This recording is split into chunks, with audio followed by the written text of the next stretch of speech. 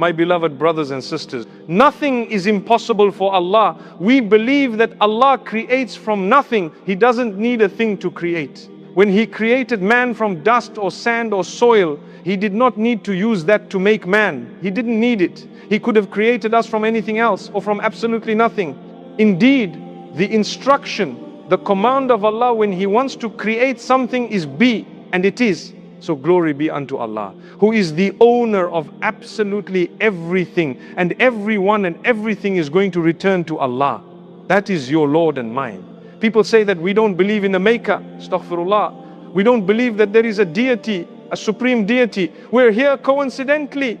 One simple evidence to prove that that is wrong in our eyes is that from the beginning of our species, Adam alayhi salam, right to the end of the species, every single one of us has many things that are uniquely his or hers, never ever repeated in the past, not repeated in the present, and will never be repeated right up to the end of time.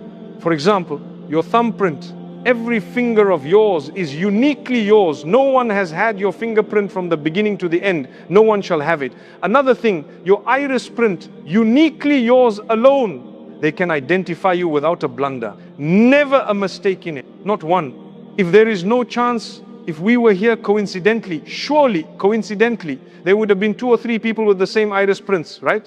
Surely there would have been a few more coincidences that have occurred. My brothers and sisters, let's not be fooled.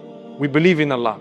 We believe there is a maker. We believe that He alone deserves to be worshipped. Because we know on the day of Qiyamah and judgment, we will be standing with our accounts in front of the Almighty, and there can never ever be a fraction of a doubt in the identity of who is this? Not at all. You did your deeds. You did your deeds, right? Imagine if there was a doubt. Was it you or someone else? That's why if your fingerprint is not good enough, your iris print, let me tell you what else. The way exactly your hair grows and the exact way that it's all set in your head is all unique. It's just you and yours. We can go further and beyond to see the power and the power of the Almighty by looking at the animals. No 2 zebras have had the same stripes from the beginning to the end.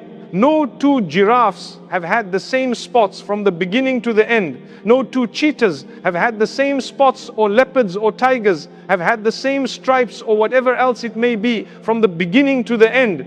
Glory be to Allah. All praise is due to Him who created absolutely everything in such beauty, such perfection. To Him returns absolutely everything. Now, my brothers and sisters, when we realize the greatness of Allah, and we realize how sophisticated man thinks he is, yet it's not even the beginning of sophistication. When I was young, and I'm sure many of you when you were younger, we used to get excited because there was a time when we would phone overseas only via an operator.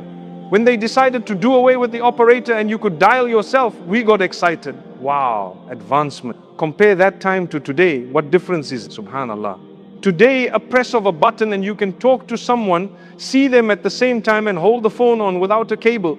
For us, it was more like something of a fantasy or something that wasn't even there, that we couldn't even imagine would occur. May Allah subhanahu wa ta'ala grant us an understanding. And Allah says on top of that, man has been given knowledge without a doubt. Allah gave man knowledge. Allah taught man what he didn't know. So what did man do? Well, how many years have we been in existence? We don't even know. We can't even count. We won't even be able to go back. There is a difference of opinion. How many human beings were there exactly? How many years ago did Adam alayhi salam be on earth? We don't know. There are estimations. Perhaps people can calculate, but certainly no one knows. Imagine you don't even know that amount. I don't even know that. No matter how sophisticated we've become. And I tell you, over thousands of years, think of something I want to tell you today. These facilities we have are a gift from Allah, but they are a responsibility as well.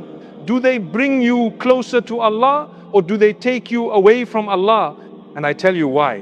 Who was the most loved to Allah from all creation? Say the name. Nabina Muhammad sallallahu alayhi wa sallam. Not only him, but all the other messengers of Allah, may peace be upon them, lived at a time when there was no electricity, there was no running water, there was no internet, there was no technology that we know now, no motor vehicles, no aircraft, there was nothing of that. For Allah to prove to you and I that if that had had any value in the eyes of Allah, to draw you closer to Allah in any way, shape or form, the first person who would have had it would have been who? Muhammad sallallahu alayhi wasallam. So what we have is nothing that you need to be excited about if it is drifting you away from Allah. All this facility for men, imagine a running tap. What do? We get up and we turn on the tap. Do you know it did not exist at the time of Nabi Muhammad sallallahu alayhi wasallam? There is no running water like this. It was tough. How did they drink? We have purified water, water purifiers, this and that, everything. How did they survive for 4 centuries? Come on, man. Millenniums, one after the other, they survived with what? You see, in one day, they probably drank water that might have looked a little bit like tea for us. And by the way, tea is something relatively new. I can't do without tea, man. Don't have my tea, I get a headache. Talk about myself, by the way, may Allah grant us, thank Allah for the favors. But remember one thing, Allah exists, number one. Number two, your life is very short, and so is mine, extremely short. You have to go back to Allah. And when you go back to Allah, He's going to ask you, how did you spend your short time on earth? Tell us, you have to give the accounts. So prepare for that day. How do we prepare? Let me tell you, each one of us has been gifted and blessed by Allah in a unique way. Every one of us has a gift of Allah. Some people, mashallah, they are extremely intelligent in one particular field. Allah gave them that. Some others, perhaps Allah gave them something else. A lot of intellect. Some people are brilliant in Quran and tafsir. Others are brilliant perhaps in something that Allah has blessed them with, a doctor, medicine, mashallah, beautiful. Someone else has a lot of wealth, for example. Someone has, use whatever Allah gave you to earn your Jannah. Use whatever Allah gave you uniquely yours to enter Jannah. But don't forget the pillars of Islam and your primary duties unto Allah. 2 things we need to remember. What Allah told you to do compulsorily, don't miss that. Secondly, what Allah told you to stay away from compulsorily, you stay away from that. We have no option. We must. If you falter because you're a human being, quickly turn back to Allah in tawbah and Allah will forgive you and Allah will grant you. Do not underestimate the power of dua. I started off by saying nothing is impossible for Allah. You think you're weak? Yes, we are all weak. But that weakness, the only one who's going to eradicate it for you is Allah.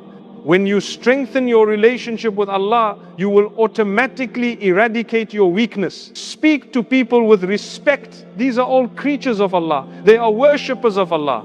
You will never know who is a friend of Allah. If the hadith says, then to whom will help be? Whoever has harmed a friend of mine, I've announced war against them. Who is a friend of Allah? You don't know. You never know.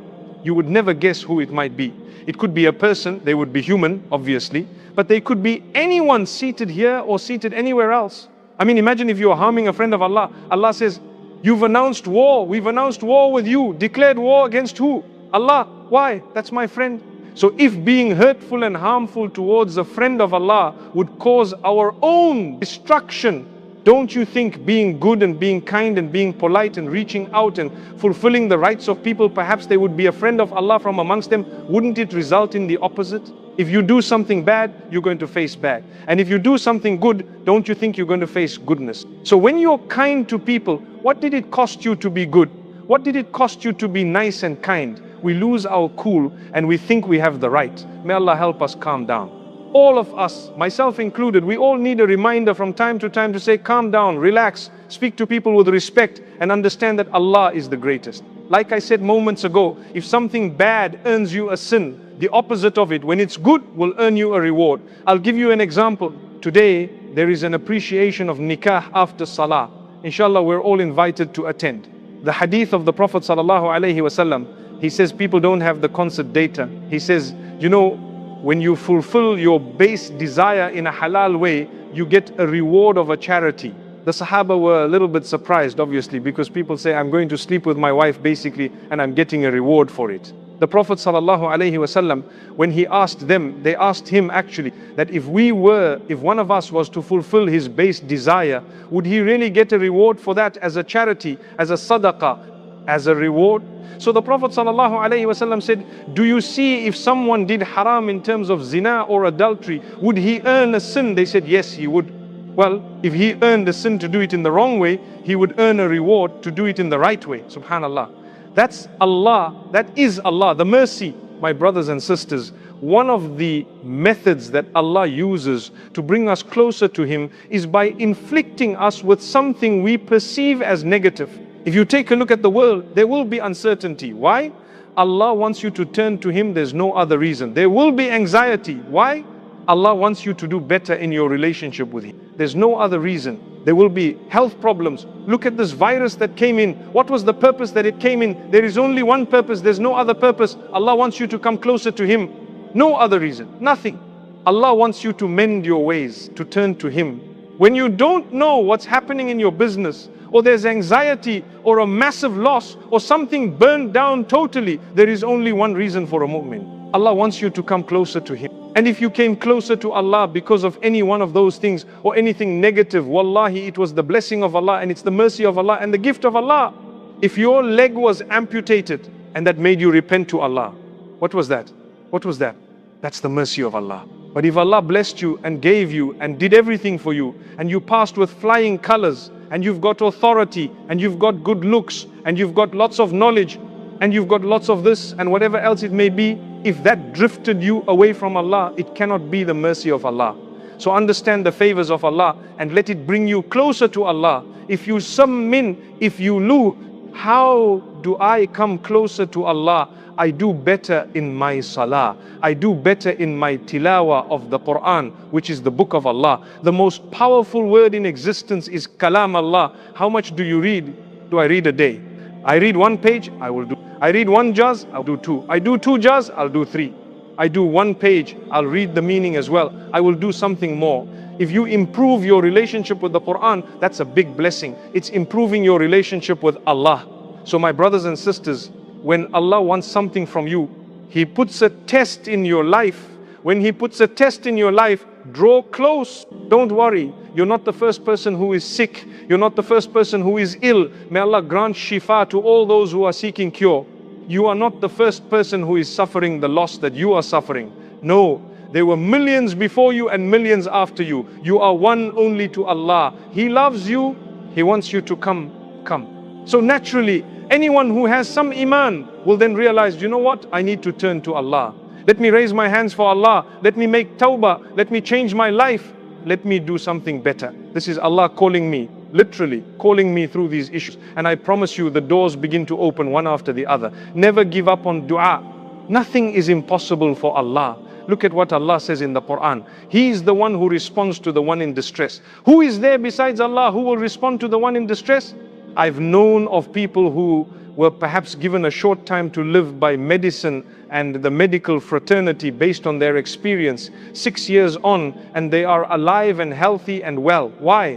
Who is there besides Allah who responds to the one in distress when he calls out? You are totally helpless and you say, oh Allah, there is nobody and nothing and not me and not any power on earth that can help me right now besides you. Oh Allah, Allah says, I listen to that. I listen to that and I respond immediately. And He's the one who makes us inherit the earth. Allah says, A'ilahun ma Allah. Is there any deity besides Allah? It's Allah alone. Very few take heed. May Allah subhanahu wa ta'ala grant that to us. So we turn to Allah. Let's invest in our relationship with Allah. Invest in it by making an effort. Salah is very important. I have found something. If you want your life to change, 5 salah. And you do it enthusiastically, happily, come a little bit early, fulfill your salah and go back. That salah itself will help you to stay away from haram. It will increase your goodness. It will increase barakah in your family. And the same way you invest in your relationship with Allah, you must invest in your relationships within your families. You have a wife, you have, for example, brothers and sisters, your parents, your children. You need to invest in the relationship, your time, your effort. You need to teach them a word of goodness. Or you need to at least mention brilliant words. When you invest in a relationship, it will blossom starting with Allah and then everyone else. Don't think I'm suddenly going to have a good relationship with my children or with my spouse when you barely talk to them. In the new generation, we have to speak some beautiful, sweet words to our spouses every day. If you don't, it's like a little piano. Yes, you know how it is. The new generation, you have to talk. You have to say things because this is an age of social media. It has so many negatives, but it has positives too. But unfortunately, we're drowning in the negatives. That's a fact of life. And that's why we remind each other, invest in your relationship with Allah. Put away a little bit of this stuff. Talk to Allah. Communicate with them. Fulfill your salah. Beautiful gift of Allah. And secondly and lastly, make an effort with the Quran. I said it already and I'm saying it again. Make an effort, you will find something amazing. Ta'arraf ila Allahi fi rakha. This is something powerful. Get acquainted with Allah during your days of ease. Get close to Allah when nothing is wrong in your life. Everything is smooth sailing, then go close to Allah. So what will happen when the days are tough for you? Allah will come to you. Subhanallah, my worshipper, Yunus alayhi salam, it is reported that when he was down in the belly of the fish, in the darkness of the water at the bottom, darkness, the angels were saying, "Oh Allah, the one who does your tasbih with a beautiful voice every day, today, the same voice is calling from a totally different place, seeking your help." What miracle happened? The fish spat him out. He came out, he was not even proper in terms of his skin and so on. Allah helped and he was cured and everything happened. Something impossible.